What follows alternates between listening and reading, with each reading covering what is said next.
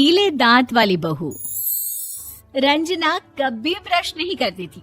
उसे कितनी बार उसके माँ बाप ने डांटा, लेकिन उसका कोई असर उस पर होता ही नहीं था, जिस कारण से उसके दांत पीले पीले हो जाते हैं। शादी के बाद। अरे बहू, वैसे तो तुझ में कोई कमी नहीं है, पर तेरे दांत इतने पीले कैसे हैं बेटा? कैसे मतलब? कोई सर्जरी थोड़ी ना कराइए। वो तो क्या नाम, मैं ब्रश नहीं करती थी तो पीले हो गए। अब क्या करूं? आप कहे तो लाल करवा लूं या फिर काले? यार ये क्या है, क्यों माँ से लड़ रही हो? लड़ रही हूँ? अरे मैं लड़ रही हूँ या ये बोल रही है कि दांत पीले हैं, पीले। अरे तपस्या थोड़ी ना की है इन्हें पीले करने के लिए। बकायदा ब्रश नहीं किया है 20 साल तक, तब जाकर। छी, कैसी बात कर रही हो? ये उस वक्त तो पीले नहीं थे जब हम लोग तुम्हें देखने आए थे। अरे तब साफ करवा लिया होगा डेंटिस्ट के पास जाकर। अब देखो कैसे पीले पीले लग रहे हैं। रंजना सास की तरफ गुस्से से देखती है। फिर शुरू हो गई पीले पीले पीले। अरे पीले तो तब भी थे जब मेरे हाथ का रसगुल्ला उड़ा उड़ा कर खा रही थी और बोल रही थी, लड़की नहीं गुणों का खजाना दे रहे भाई साहब आप। खैर, अब वो लोग करते भी तो क्या करते, पीले दांत वाली बहू पल्ले पड़ी थी तो झेलना तो था ही। एक दिन कीर्तन में रंजना गाना गा रही थी।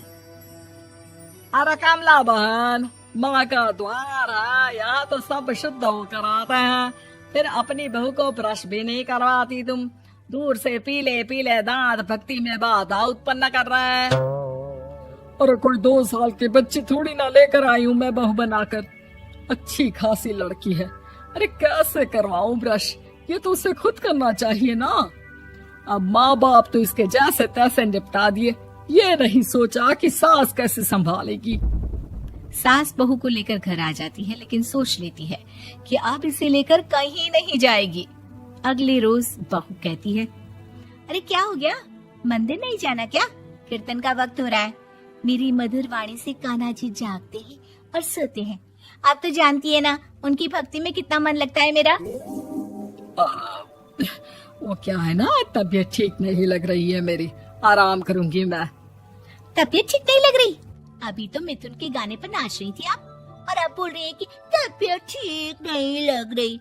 अरे भक्ति में मन लगा लो सासू माँ, ऊपर जाना है, क्या मुंह दिखाओगी आप? हाँ? सास को बहू की बात पर गुस्सा आ जाता है। मैं क्या मुंह दिखाऊंगी, इसकी चिंता तो ना कर, समझी? अपने मुंह की चिंता कर, जो ये पीले पीले दांत लेकर हर जगह पहुंच जाती है। पता है लोग कितना मजाक बनाते हैं। ना जी ना, मैं नहीं जाना कहीं तेरे साथ। तो ये बात है। कोई ना, मत जाओ, मैं अपने कमरे में ही बैठकर भक्ति कर लूंगी। ऊपर वाला दांत थोड़ी ना देखता है, मन देखता है, भावना देखता है। और अरे बस बस, तू सब कुछ दिखा, बस ये सफेद चमकदार दांत ना दिखाना किसी को, है? जा यहाँ से। बहू को सास की बात का कोई फर्क नहीं पड़ता, वो तो जैसी थी वैसी ही रह जाती है। सुबह नहाकर किचन में खाना बनाना, फिर खाना खाना, कीर्तन भजन करना और सो जाना। एक दिन, माँ जी मैं सहेली के घर जा रही हूँ, शाम को लेट आऊंगी।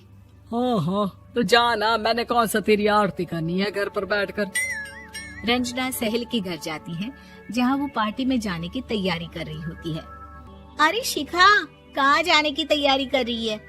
मैं गलत वक्त पर आ गई क्या? अरे नहीं यार, उल्टा सही वक्त पर आई है। मैंने ये साड़ी और ज्वेलरी निकाली है यार, शाम को इनके ऑफिस की एक पार्टी में जाना है। बताना कैसा लग रहा है ये सब? नहीं यार, इस ड्रेस के साथ तो वो वाली ज्वेलरी अच्छी लगेगी। हाँ, सही बोल रही है, मैंने ध्यान ही नहीं दिया। वैसे तो हमेशा से मस्त फैशन सेंस रखती है। तो बड़ा जाती होगी ना पति के साथ पार्टी में। रंजना कुछ नहीं बोलती, बस सोचती है कि यार काश ये बात सही हो जाती, पर मैं क्यों नहीं जाती पार्टी में? क्या इन लोगों की कोई पार्टी होती नहीं होगी? रंजना घर आती है और रात में पति से सवाल करती है, एक बात बताइए, आप मुझे किसी पार्टी में क्यों नहीं ले जाते? क्या आपकी यहाँ ऑफिस में पार्टी नहीं होती? पति बेचारा क्या कहता कि दांत पीले हैं तुम्हारे इसलिए। अरे कोई पार्टी होती नहीं हम लोगों के ऑफिस में, तो कहाँ से लेकर जाऊं? और मार्केट, मॉल, कहीं वीकेंड घूमना, कहीं तो। अरे यार सारे हफ्ते में एक छुट्टी मिलती है, तो सोचता हूँ कि आराम ही कर लूं। क्यों? रंजना मन मार के रह जाती है। पहले कभी सास के साथ मंदिर जाया करती थी, लेकिन वो भी सास ने ले जाना बंद कर दिया। घर बैठी बैठी रंजना बोर हो जाती है। तभी उसे आइडिया आता है और वो मायके जाने का सोचती है। सासू माँ, 2 दिनों के लिए मम्मी के घर जा रही हूँ। अच्छा अच्छा ठीक है, आराम से जा। और हाँ, माँ से कुछ अच्छी आदत सीख कर आना कि कैसे शरीर के हर भाग की तरह दांतों की सफाई भी जरूरी होती है, समझी?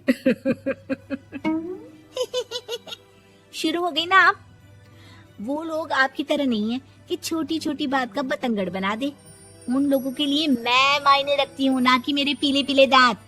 रंजना माँ को बिना बताए उन लोगों को सरप्राइज देती है, लेकिन जैसे ही वो दरवाजे पर पहुंचती है, अंदर देखती है कि घर वाले कहीं जा रहे होते हैं। अब माँ, काश रंजना दीदी के दांतों वाली प्रॉब्लम नहीं होती, तो वो भी हम लोगों के साथ चलती ना बुआ जी की बेटी की शादी में। हाँ बेटा, लेकिन अब उसे कौन समझाए कि उसको उसके पीले दांत नहीं दिखते, लेकिन उसके आसपास के लोगों को कितना एम्बैरेसिंग फील कराते हैं।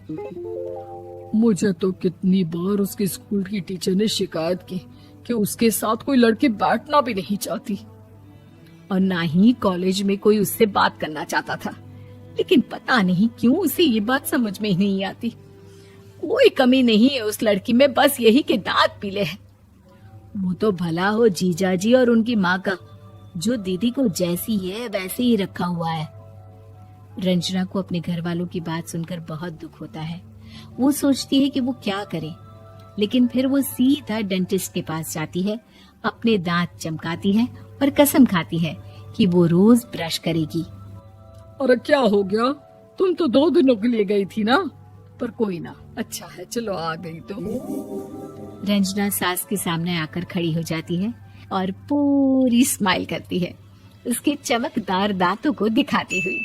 हाँ? चले मंदिर। माँ, मुझे माफ कर दीजिए, मैंने आप लोगों को बहुत एम्बैरेसिंग फील करवाया।